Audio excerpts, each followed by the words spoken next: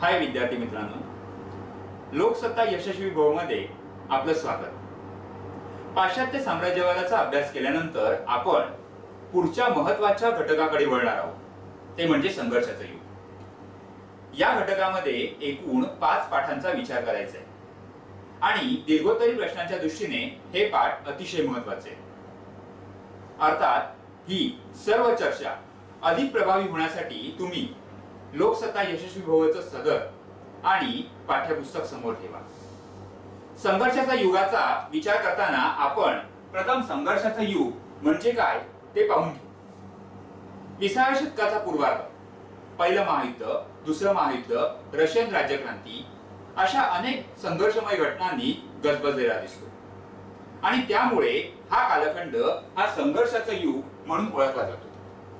संघर्षाच्या युगातला पहिलाच घटक तो म्हणजे पहिलं महायुद्ध। या पहिल्या महायुद्धाचा आपण विचार करू। 1914 ते 1918 हा पहिल्या महायुद्धाचा कालखंड। युरोपमध्ये सुरू झालेलं हे पहिलं महायुद्ध हे पुढे जगामध्ये पसरलं, त्यामुळेच तर याला महायुद्ध असं म्हणतात। या महायुद्धाची कारणं तपासताना आपल्याला वेगवेगळ्या घटकांचा विचार करावा लागतो।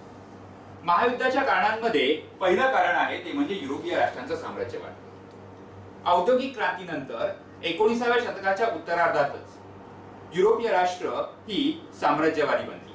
आशिया आणि आफ्रिका खंडामध्ये वसाहती मिळवण्यासाठी इंग्लंड, फ्रान्स यासारख्या युरोपीय राष्ट्रांमध्ये साम्राज्यवादी स्पर्धा सुरू झाली।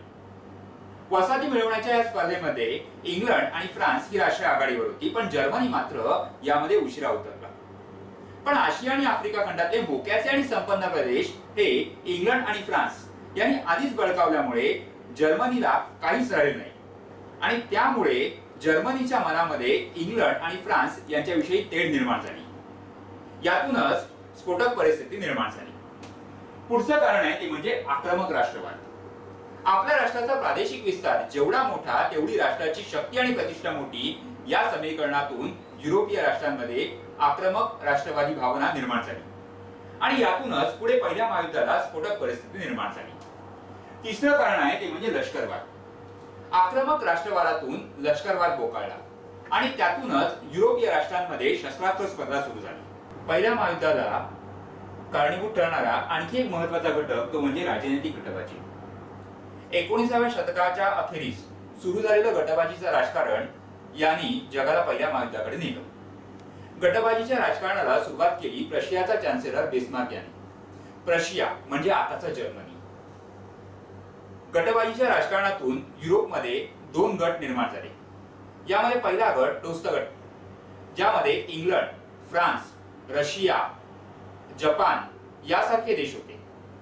तर दुसऱ्या बाजूला मध्यसत्तांचा गट, यामध्ये जर्मनी, ऑस्ट्रिया, इटली, तुर्कस्तान, बल्गेरिया हे देश होते। सुरुवातीला मध्यसत्तांच्या गटात असलेला इटली नंतर पुढे दोस्त गटाला जाऊन मिळाला आणि यातूनच आपण बघतो की या 2 गटांमध्ये मोठ्या प्रमाणावर शस्त्रास्त्र स्पर्धा सुरू झाली आणि त्यातून युरोपमध्ये पहिल्या महायुद्धाचा आगडोम उसळला। पहिल्या महायुद्धाला कारणीभूत ठरणारा आणखी एक महत्त्वाचा घटक तो म्हणजे बाल्कन प्रदेशातील राजकीय गुंतागुंत। भूमध्य समुद्रालगतचा असणारा पूर्व युरोपचा भाग हा बाल्कन प्रदेश म्हणून ओळखला जात होता। अर्थात या प्रदेशावर तुर्कस्तानचं साम्राज्य होतं आणि तुर्की अधिसत्तेविरुद्ध युरोपातल्या विविध गटांनी या प्रदेशात चळवळी सुरू केलेल्या होत्या।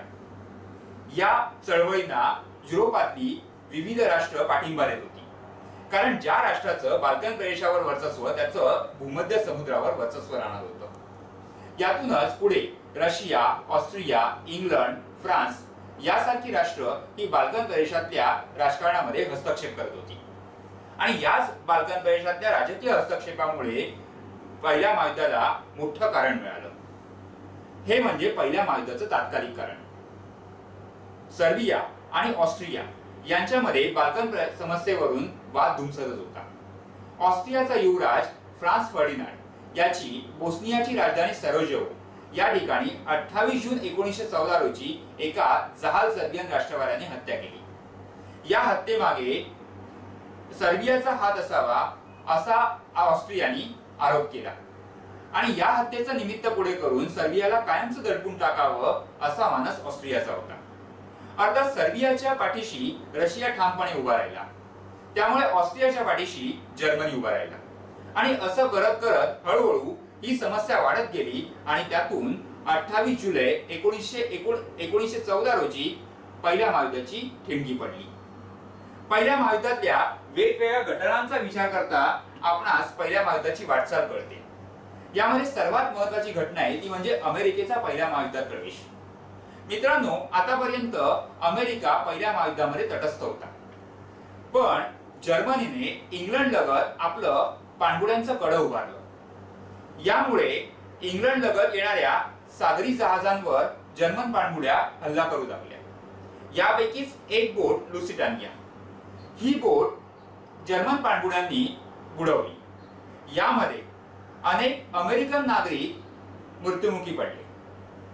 जर्मनीने पाणबुड्यांचा अनिर्बंध वापर थांबवावा अशी सूचना ही अमेरिका करतच होती, परंतु जर्मनीने त्याकडे दुर्लक्ष केलं होतं.